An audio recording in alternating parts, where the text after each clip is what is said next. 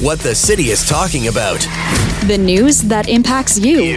Welcome to the Montreal Now podcast. To my fellow Conservatives, we have much to celebrate tonight. We've gained well over 20 seats. We got the highest share of vote our party has received since 1988.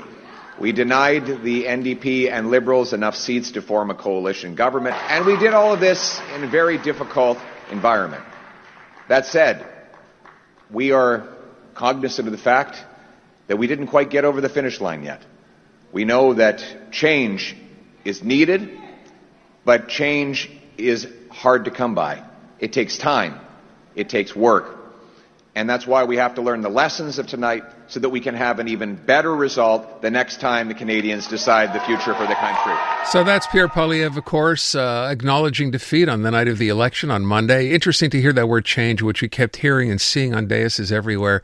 And now, of course, the question is maybe that change should come in the form of the new leader for the Conservative Party of Canada. That's the opinion expressed by Sandy White, former advisor to the Conservative government of Stephen Harper and an entrepreneur and writer based here in Montreal. Sandy's on the phone. Sandy, thanks so much for being here.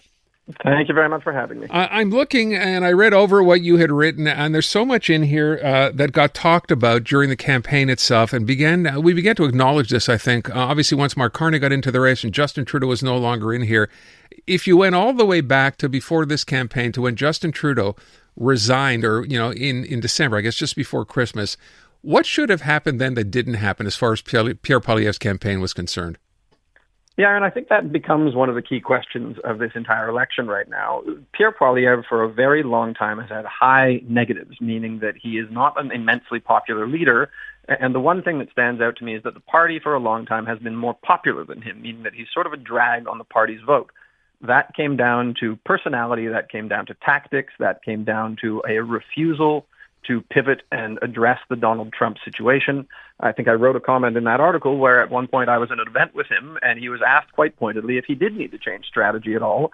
And his answer was a very obstinate no. And I think we can see where that's gotten him. So this notion of being firm in one's convictions is respectable, but you have to be able to change, and a refusal to change is not a sign of smart leadership.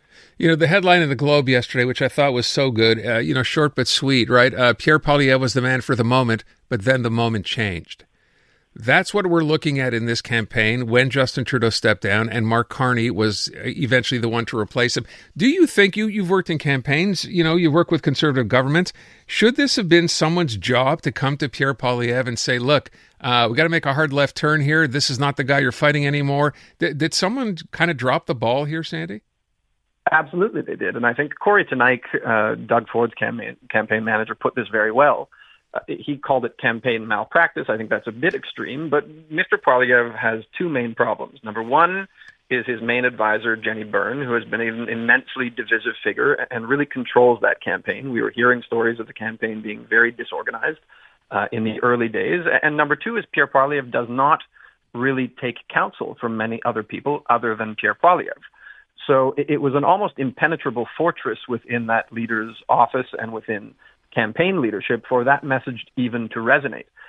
Again, I respect Pierre Poilievre as a leader. He's done wonderful things to get the party this far, but it doesn't really matter if you came close to winning. The only thing that matters is that you threw away a victory. And I think that's how a lot of Conservatives across this country are feeling right now. Every person that I've spoken to, with very, very few exceptions, say it is time for Mr. Poilievre to resign. But we say it with respect. We say it with the acknowledgement of the wonderful work that he's done so far. But I think it is time for a new face to the party for those exact reasons I mentioned earlier, Aaron. He is a net drag for voters, and almost all the Liberal voters that I spoke to said they wanted to vote Conservative, but he was too off-putting, he was too divisive, and was not the man for the moment. It's funny, I took a poll of listeners. We did this a couple of times this afternoon, Sandy, asking people what they thought. We started off with a lot of people saying no, and obviously diehard Conservatives who thought that, he should stick around. We know that a minority government will probably only last for, 2 years, a year and a half, 2.5 years, whatever it would happen to be. And then it was interesting that Scott Aitchison, so a Conservative member, was on with Vassy Kapelos earlier today, and she asked him the question with respect to Pierre Poilievre stepping down. This is what he said. When you look at, the numbers Pierre and our party were polling at 3 months ago, we're still at those numbers, really. It's very close. So I think that, things changed during the course of the election campaign. Pierre's done an amazing job of building our coalition, of growing our numbers. And so I would say that this is victory delayed, not victory denied. Okay, that's one member. I don't know how many share that opinion. What do you make of that? Well, I think a bit of the issue here, Aaron, is that a lot of the caucus does share that view. And Scott Aitchison is right. The party is only off about 2 or 3 points in the share of the popular vote from their pre-campaign high in the polls. They were at around 44, 45%. On election night, they ended up at almost 42%. That's not a conservative collapse as much as it was a liberal resurgence. But the calculus that they are going to make right now, that Pierre Poilievre is going to stay as the leader of the opposition, which means someone needs to resign their seat in the House so he can run, that we're going to have another 1 or 2 years of Pierre Poilievre barking at everyone on the television, is going to endear him more to Canadians. I think that is a miscalculation. As you say, an election is not going to happen for at least a year from now. In Pierre's victory speech, he said they prevented the Liberals from being able to form a coalition government. That's not actually true. The Liberal and the NDP vote together right now, or the seats together, can keep them in power for a long time. The NDP's broke. That party is almost completely devastated. They are not in an election mood right now. And we know that the Bloc Québécois does not want to work with Conservatives. They will work with Liberals. So an election might be 2 or 3 years away. Mm-hmm. Do voters want 2 or 3 more years of Pierre Poilievre in opposition, or do they want a Conservative Party that comes with strong Conservative values, but that are equally strong Canadian values of respect and of decency and of unity? And I don't think that Mr. Poilievre is the person to transmit that message. I played the clip just now of Scott Aitchison, but earlier today, we also heard from the Premier of Nova Scotia, right? So I will point out Tim Houston, who has a completely different take on this. This is what he said. I think the Conservative Party of Canada was very good at pushing people away, not so good at pulling people in, and I think that they probably saw that in some of the results they had across the country. There are many shades of blue, and it can be a big tent, and it can be an effective big tent, and I think that after 4 consecutive losses to the Liberal Party, I think it's time for them to do some soul searching, and I hope they do. So I will ask you, Sandy, who ultimately gets to make the decision here? At what point does someone say, you know what, you have to recognize that it's time for you to go, or what happens next? That's the really complicated question, Aaron. So this has to come from a caucus. There's a bit of legislation that Michael Chong, who's a Conservative MP, has been talking about for a long time, which is this kind of reform act that gives caucus a lot of power to call a leadership review and potentially replace a leader. So this is what the Conservatives did to Aaron O'Toole right after his election loss in 2022. And you're going to see this sort of happen again, where it is going to be in the hands of caucus, and that caucus is a Pierre Poilievre caucus. So I will admit that it is going to be difficult to replace him as leader, but I think the calls are going to start to mount. You can't have people like Tim Houston, Doug Ford, more importantly, the premier of the most powerful and biggest province in this country, other leaders that have reached out to me since I wrote this article talking about the fact that they really have a bad relationship with Pierre Poilievre and his team and maintain unity within the Conservative movement, the Conservative family. So I think there is a very strong base that, those who like Pierre Poilievre really, really like him. But then a lot of Conservative voters, myself included, voted for him sort of holding our noses a little bit. And again, I try to say these things with an immense amount of respect. He is a brilliant parliamentarian. He has driven the conversation for change in this country. To his credit, the Liberals stole half of his bloody platform. So I think it comes down to who can present this message that Mr. Poilievre has had his shot, but that he missed it. You can't blow a 25-point lead and expect to hang around, no matter how well you did compared to past attempts. So I think we're going to need to see that change. But as you say, it's going to be a complicated one. I will ask you as we wrap up here, Sandy, with respect to how this plays out. I just read a piece now suggesting the caucus is busy and Pierre Poilievre is busy on the phone. We haven't heard from him since Monday night, looking to, basically get some support here. It doesn't look like he's ready to go anywhere. How long is this scenario here to play out? Well, that's the difficult part. This could play out for a month, a year, or 2 years.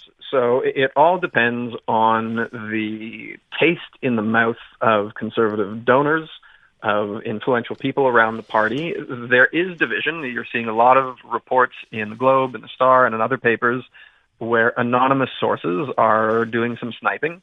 I think people who feel that there need to be a change need to come out and say that vocally. They need to put their name out there. And I think that is going to get people recognizing that we can do this in a way that is respectful. We can do this in a way that keeps the party united. The last thing we want is major divisions within the Conservative Party. It's bad for the party and it's bad for the country at a moment where Canadians need unity. But there does need to be new leadership here, and it's going to be a bit of a complicated process in order for that to happen, but things change quickly, Aaron, so it might be tomorrow. Who knows? I'm going to ask you as we wrap up, what's your best bet, leaving or staying? Right now, I think he stays for maybe the next few months, but I think the calls are going to start to mount. Sandy White, appreciate your time. Thank you so much. Thank you. Bringing you the breaking news and the people making it. Montreal Now with Aaron Rand. CJAD 800. It is time to check in with Chris Dimakos, our CJAD 800 legal contributor. And Chris is going to start today as we turn the calendar, or just about to, into the month of May. So you're suggesting May, that's the month where companies a lot of times reach out to employees to coordinate staffing during the summer months. And it turns out there are still many people, and maybe I guess when you're new into the workforce, maybe even more, who don't really fully or aren't fully aware of their rights when it comes to vacation. So let's recap. What are you supposed to get here? Right. So for the new employees, what they usually don't understand is they think that vacation is something that is awarded to you the minute you start working, and it's false. Usually vacation is earned over a period of time. So we call this a reference year. So from May 1st to like April 30th of every year, every time you work a month, when you start, you get like one vacation day, one paid vacation, and you accrue it and you build it up. And so usually when someone works for a year and they take their vacation, it's something that they earned in the past. It's not something that they currently have. Like I know I have some people who say, well, I'm starting to work. I just finished school. I'm starting to work, but I'd like to take my vacation right away. You don't have vacation to take when you first start. You have to earn it over the course of the year. And then once that vacation is earned, you can take it the following year. But if you ever don't get to that point, well, then the employer has to pay you upon termination, or if you quit, all the money, the unused vacation that you've earned that you didn't take, that has to be paid out to you. Okay, wait a sec. So should you choose, for example, let's say you have that vacation time, but you choose not to take it and basically get, cashed out or paid out, if you will, what then? Well, that's not, it used to be the case, not anymore. Now the law does not want you. They because of mental wellness and mental health, they do not want employees who say, just pay out my vacation and I'll keep working. There are exceptions to that rule if you are on leave, if you are absent for a certain reason. In certain cases, you can do that, but for the most part, that's no longer an option. It used to be many years back, but now the employment laws are such that they want employees to take their vacation time. They need it because if they don't, they'll be taking a leave for other reasons which they don't want. Okay, so that's not necessarily on the books. What's this idea, though, about getting shortchanged on vacation? Right. So in Quebec, over the years, they've changed the amount of vacation pay that you're entitled to. So, for example, if you have an employee who's worked for 1 year, well, they take 4% of your gross earnings, right? But now you can be working, let's say, 4 years or 3 years, and that bumps up to 6%. And many companies, especially companies that might be from with head offices in the U.S. that have branches here in Canada, maybe not aware of that. So when you get your vacation pay, you might be still getting the 4% of your gross earnings, and it should be 6%. So you have to be very careful with that. Once you pass 3 years of service, not only do you have 3 weeks instead of 2, but now you're earning 6% of your gross earnings as vacation pay and not 4%. So it's all like what I advise everyone to do is you can go on to the Quebec Labor Employment Standards, the CNASST. They have all the information there. You can double check, but take a look at your pay stub when you get your vacation pay. The calculation should be there. If you have more than 3 years, you should be at 6%. Okay, so you mentioned 3 years. What if you've been there longer? What if you've been there 5 years? How does that accumulate your vacation? Right. It stays at that 6%, and all through the years. The only thing that you start having more as you acquire more seniority is what happens is they start giving you a lot more, I'd say, discretion in terms of when you can take your vacation, in terms of priority for decision making and stuff like that. But it's one common problem we have, and that's why May is right around the corner. What employers try to do is they try to coordinate when you can take your vacation, because let's just say you book a cruise, and then a week before one of your coworkers quits, your employer says, "Hey, sorry, we're in an emergency right now. So-and-so quit in accounting. You're going to have to stay here and work through until we find a replacement." And you'll say, "Well, I just booked my cruise. I'm leaving next week."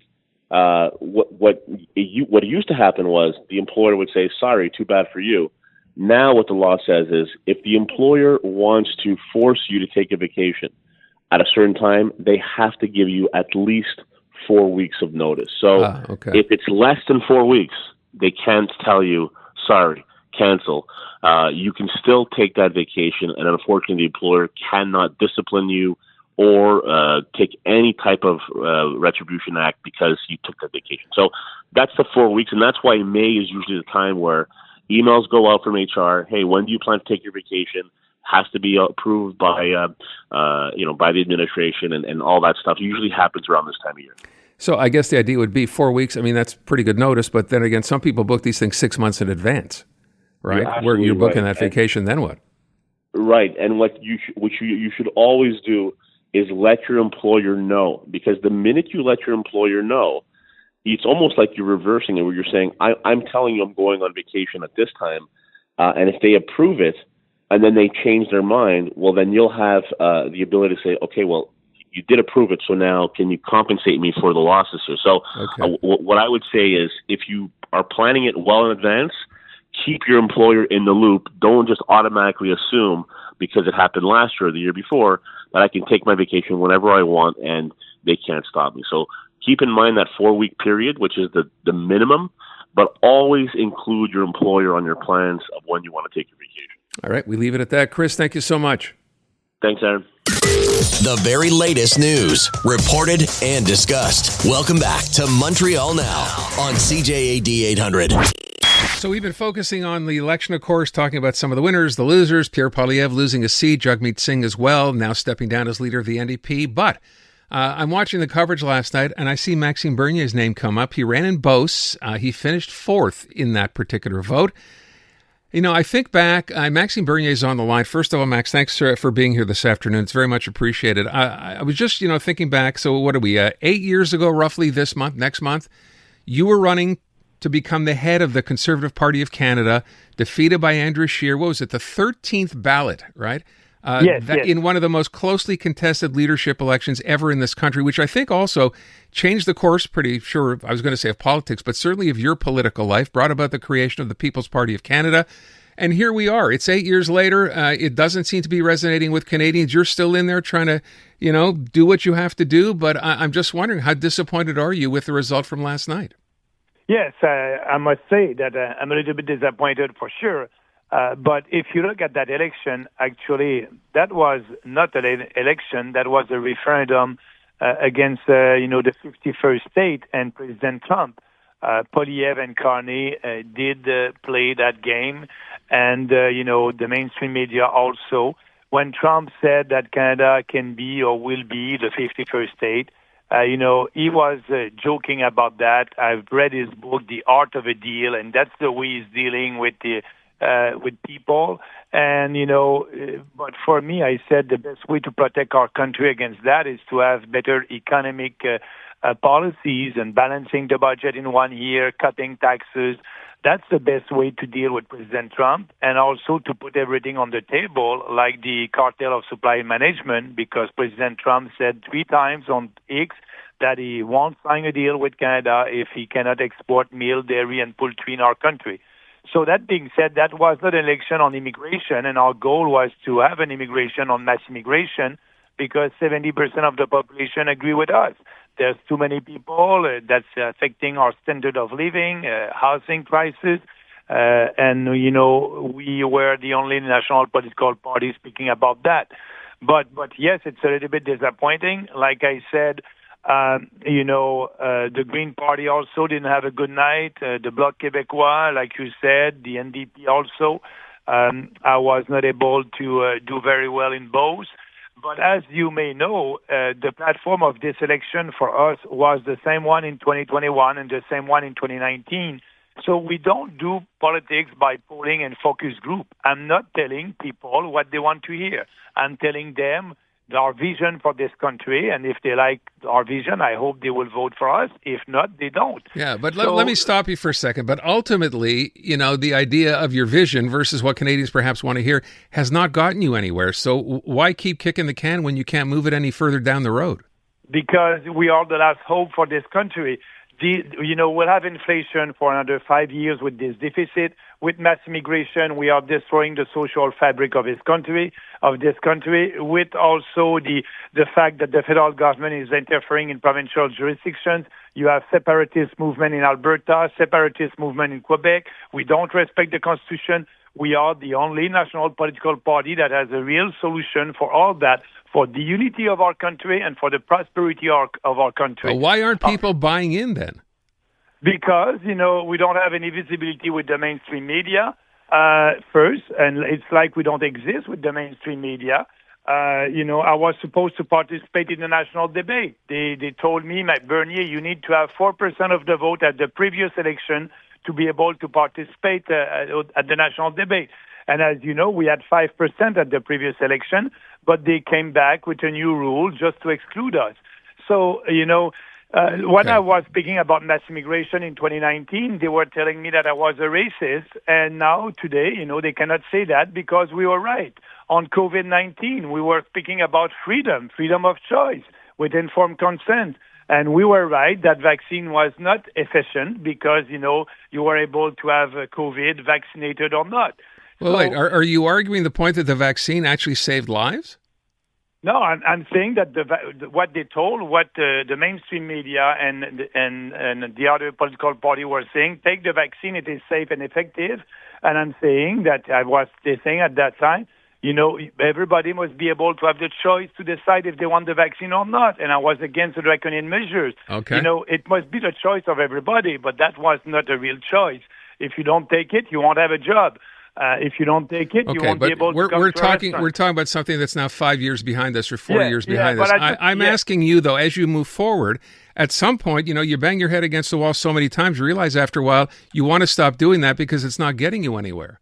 No, I think that's the opposite. We'll be louder, we'll be more active, I will travel across the country. Maybe you can ask a question about my own leadership with the People's Party. That's a good question. So what I will do the next couple of weeks, like I did after the last election, I did ask our member if they want me to be the leader, and I had 96% support. So I'll do that the same. And if they don't want me, I will resign, and a new leader will come. But that's the question for the members of the People's Party. Do they want Bernier or not? Can I ask you, if we look back, I mentioned what happened, of course, back in 2017. You were this close to being the leader of the federal Conservative Party. Do you ever think back to what would have changed had you had and won that position? No, but you're right, I was close, 49%. But don't forget at that time, we were 99 Conservative MPs at that time, 99. And I had the support of 4 of them, including myself.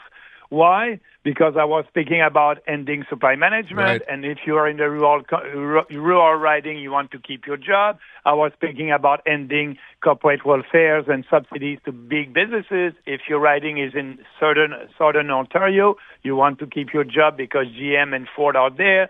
So I didn't have the support of the caucus. So not winning, or if winning with 51%, with no support from the caucus, they didn't want to speak about real conservative ideas. And like I said, the conservative are only conservative in name. The media was saying that Poilievre is like Trump. I'm the Canadian Trump. on the DEI, I want to abolish that. There's only 2 sex like Trump.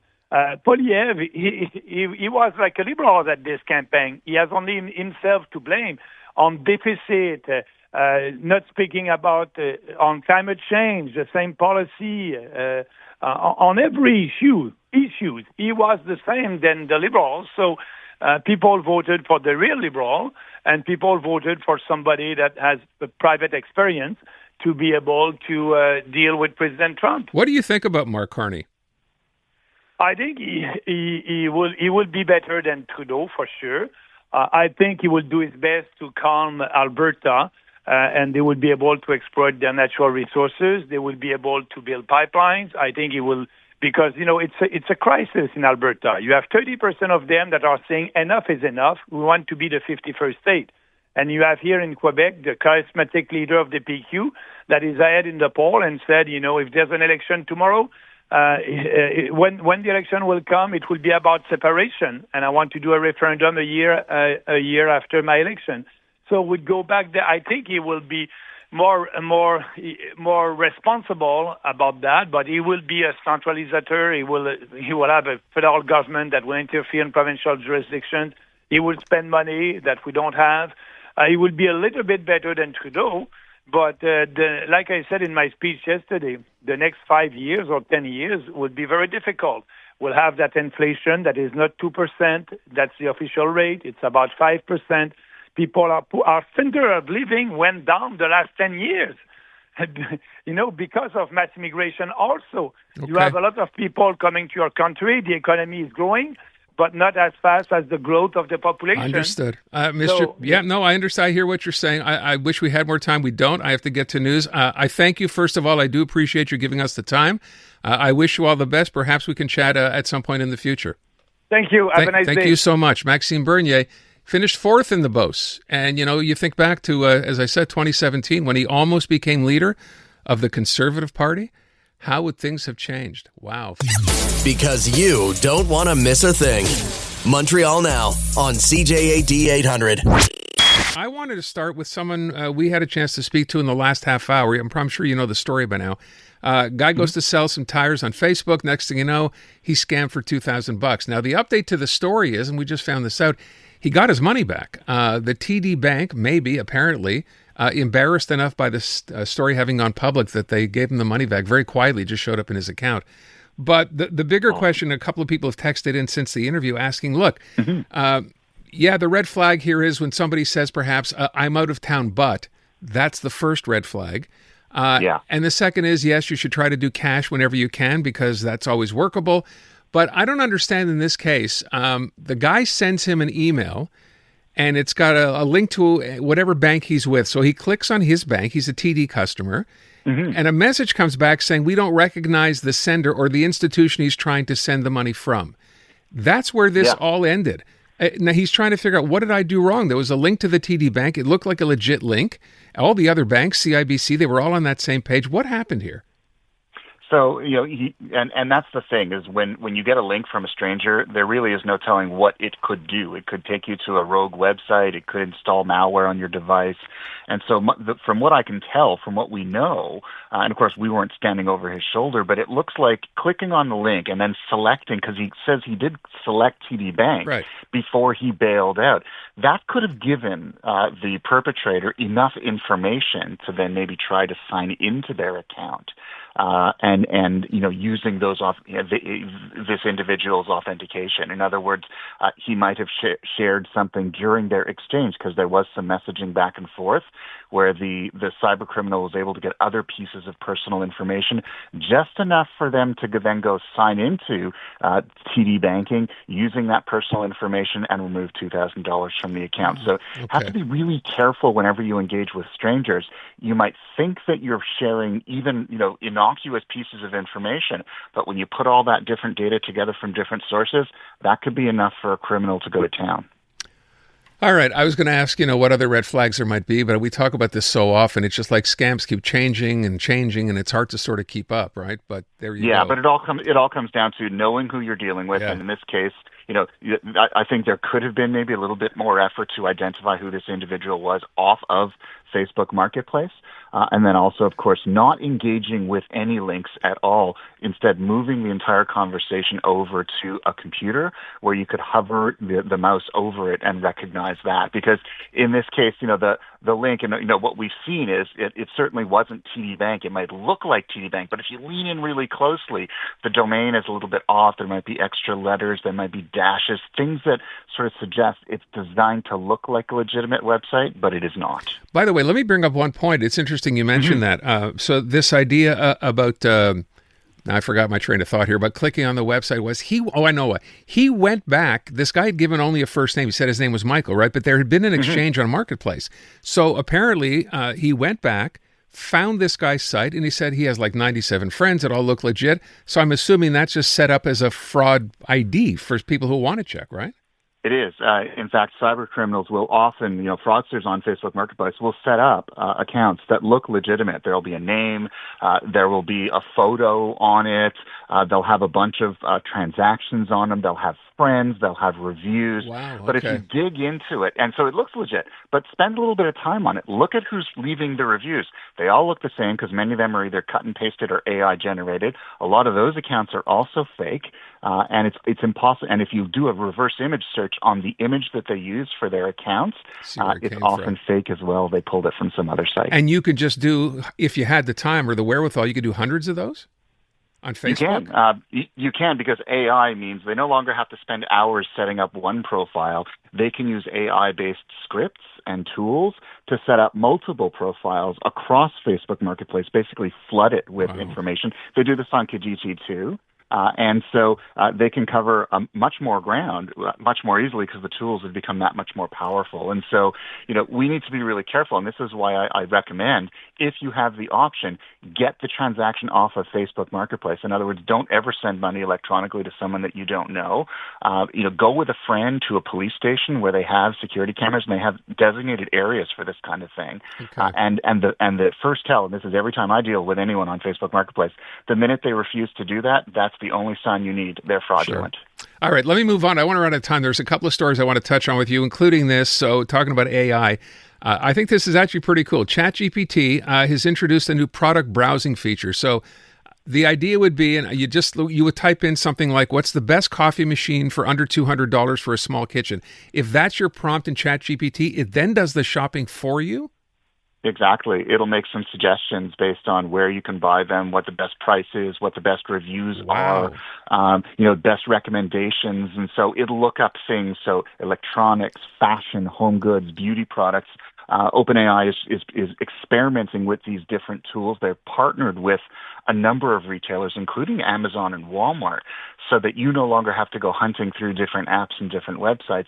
The AI will do it for you, which sounds really cool. They're baking this right into what's the search engine, so ChatGPT search. They're baking it right into the ChatGPT app that we already use every day. We don't have to download anything separate. I'm wondering, you said they already have deals with Amazon or Walmart, for example. Am I going to get an independent sort of look, I found it for less on an actual site, or is it always going to drive you to Amazon or Walmart?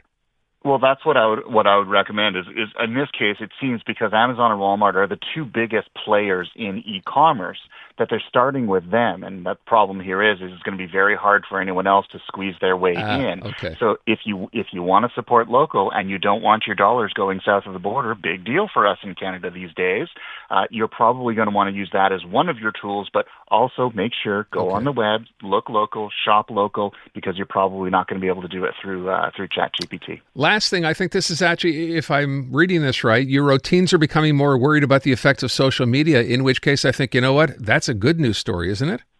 It's a very good news story. This data comes to us from Pew Research. They're a very reputable source of internet-based data research surveys in the U.S., and basically they're showing that teens now are becoming more cynical about social media. They surveyed them, and close to half of them now view social media as what they call mostly negative influence. And that is up from a third only 3 years ago. So in 3 years, teams have become much more cynical towards social media. The percentage who view social media as mostly positive went down from 24%, so 1 in 4, to 11%, 1 in 8. So they're also recognizing that the impact of social media on their peers, on their friends, has also becoming increasingly negative. So this is one of those cases where you can lead a horse to water, but you can't make him drink. Parents and caregivers and educators have been warning about social media all along. This data proves the message is finally sinking in. Kids are starting to realize it themselves. Finally, that's good news as long as they're the ones realizing and not being told. And then finally, today is World Password Day. So for everybody out there, you have, understand, a list of the most commonly used passwords of 2025? Yes, the number 1 password is 123456. No, it's not. Number 2 is 123456789. The number 3 is QWERTY, because drum your fingers on the keyboard. There's your password. And the 4th most popular one, of course, is password. And it's a reminder that we didn't make these passwords up. Usually they're assigned when we buy a device or assigned when we install something new. So if this is a reminder, if you do anything on World Password Day, go into your settings and change it yourself. Never use the default password, because that's the first thing that cyber criminals zero in on when they're trying to hack you. They know, they're too lazy to change it. Let's try password and see if it works. And next thing you know, you've been had. The thing now where you have to add a capital letter, a number, a symbol, God knows whatever else, right? It would seem to me, I know at home, for example, when you enter this now and you go log on a site, if it's saved in your system, you can just click the key and it puts it in for you. The problem that used to be that you couldn't remember all the passwords you had, right? But now you don't need to anymore, because this can be done automatically. For example, in Windows, I don't know what it's like in Mac, but in Windows, I go to a site and boom, I hit the key and it enters that password. Even if it's 25 characters long, you don't need to remember it.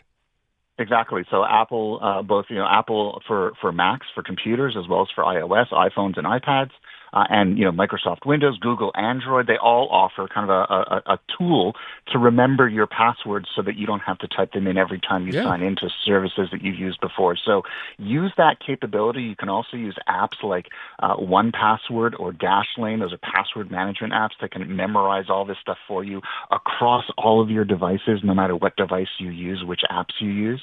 You can still use the old tried and true, write it on a notebook and then make sure that you lock it in a desk drawer. And I used that for years before I switched over to 1Password. So whatever it is, try it. And but the using the same password ever since you were in elementary school, and it was easy to remember because it was named after your dog, that's probably not going to cut it anymore. And World Password Day is the day that reminds us we should get away from it. Carmi Levy, CTV tech analyst. Carmi, thank you. Bringing you the breaking news and the people making it. Montreal Now with Aaron Rand. CJAD 800. Like I said, the pain that you feel right now is normal, but I think it's not even close to what's coming, the joy that's coming, So I think obviously there's nothing guaranteed. You got to, keep putting your foot forward and work on it, but it's very encouraging with, not just the talent that we have, but to me what's more at the front of that is the individuals that we have. We have great humans, and it's a fun group to lead.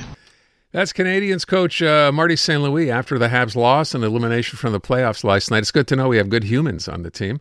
Sure, there's some disappointment here, but then again, reality is, this is a team that's been fighting all year, and as has been pointed out repeatedly, back in December before the break, they were 31 out of 32, were second to worst, record in the NHL, and came back to find themselves in the playoffs.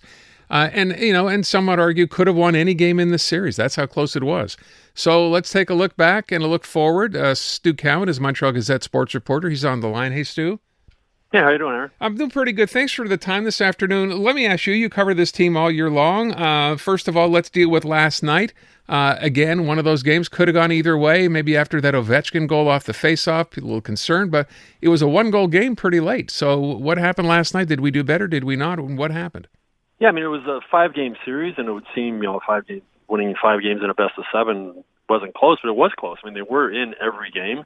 A break here and there, and they could have easily been 2-2 going into that game last night. But Washington took advantage of their opportunities to score, and they showed why they were the second best team in the NHL during the regular season. They're a bigger team than the Canadiens. They're a better team than the Canadiens, and they're a much more experienced team Average age on the Capitals is 29, and the average age on the Canes is 26. They're the youngest team to make the playoffs.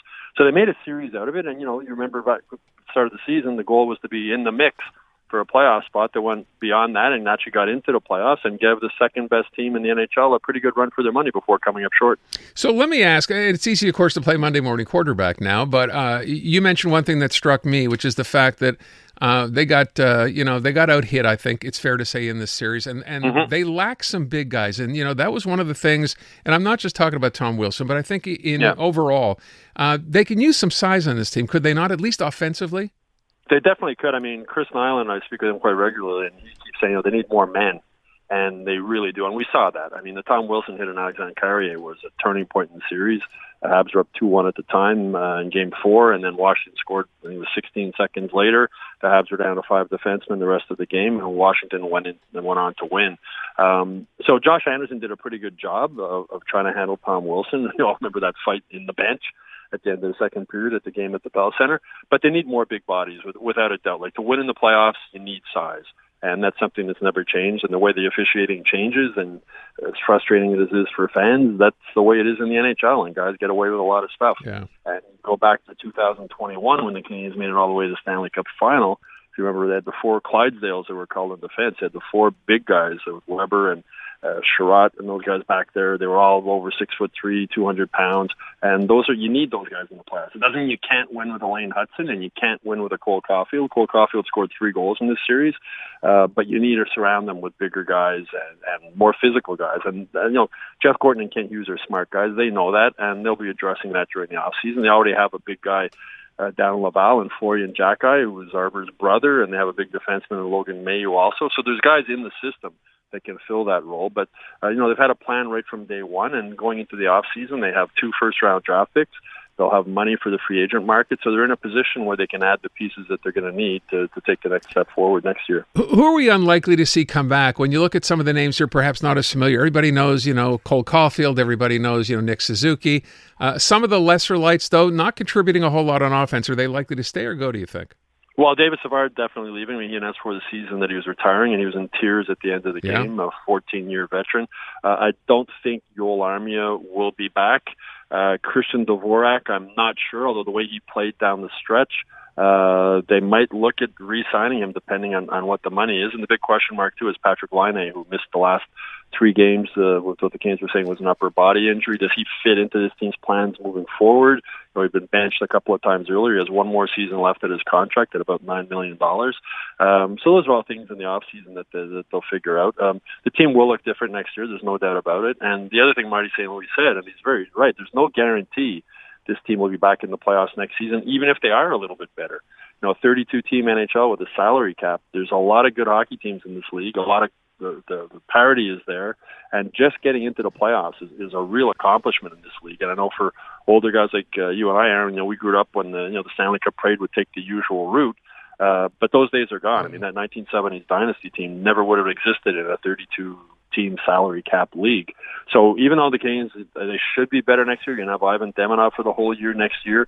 If they can find a second-line center during the offseason, which is, I think, the biggest hole they have, they'll be better, but it still doesn't guarantee they're going to get into the playoffs. I want to ask a question. You just mentioned Demidov, and of course, such a big deal was made about him coming here, getting out of his, the Russians letting him come here to play. And I couldn't help but wondering to myself, I mean, he was okay in the run, not amazing, but so much was sort of put on his shoulders without any NHL experience at all.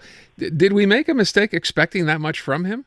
Well, I think people made a mistake when they thought, he's going to come in here next season and score 40 goals. I mean, he's a 19-year-old kid from Russia, still learning how to speak English, a big adjustment coming over here, no doubt. But, I mean, you see right away, the skill level that this guy has. I mean, he's an elite hockey player.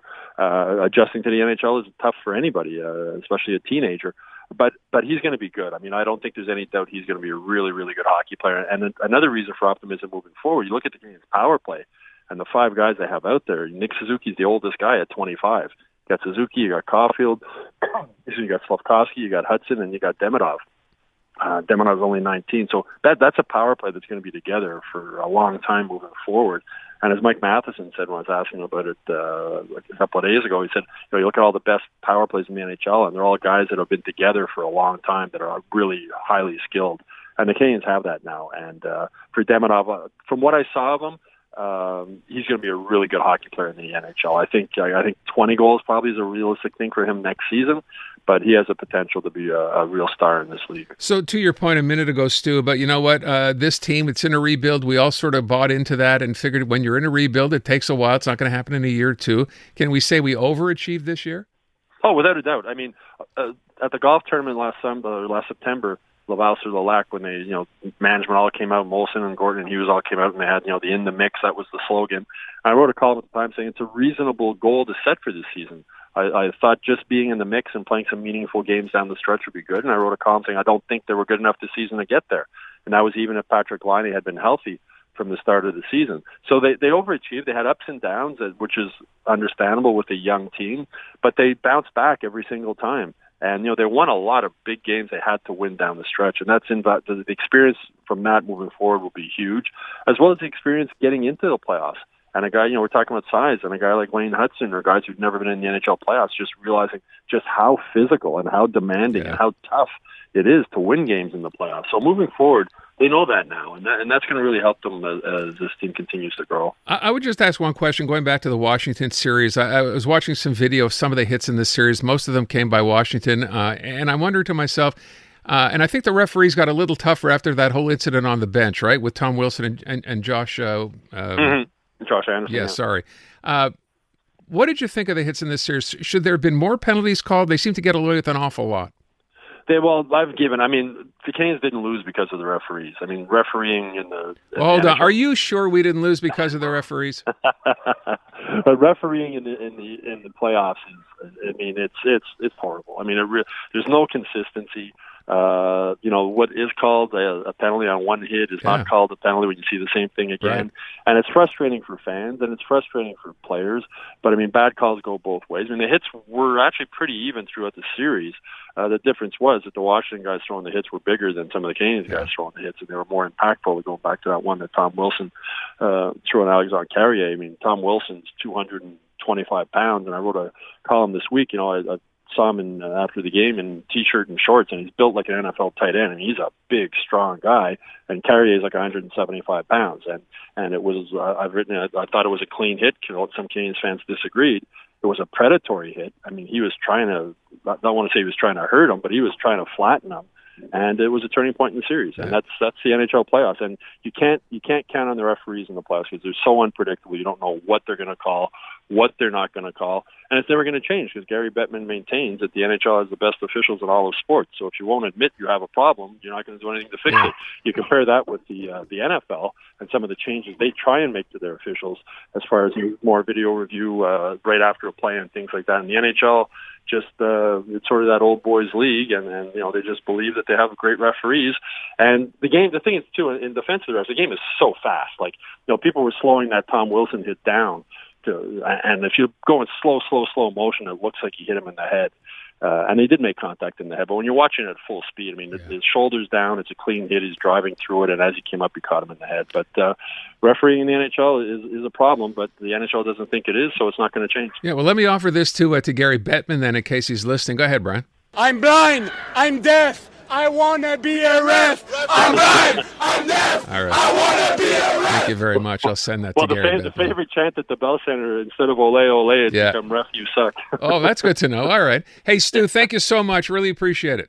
Okay, Aaron, no problem. Stu Cowan, Montreal Gazette sports reporter. So, looking forward to what will be a good season again next year, I guess, fair to say, since a lot of the right pieces are in place.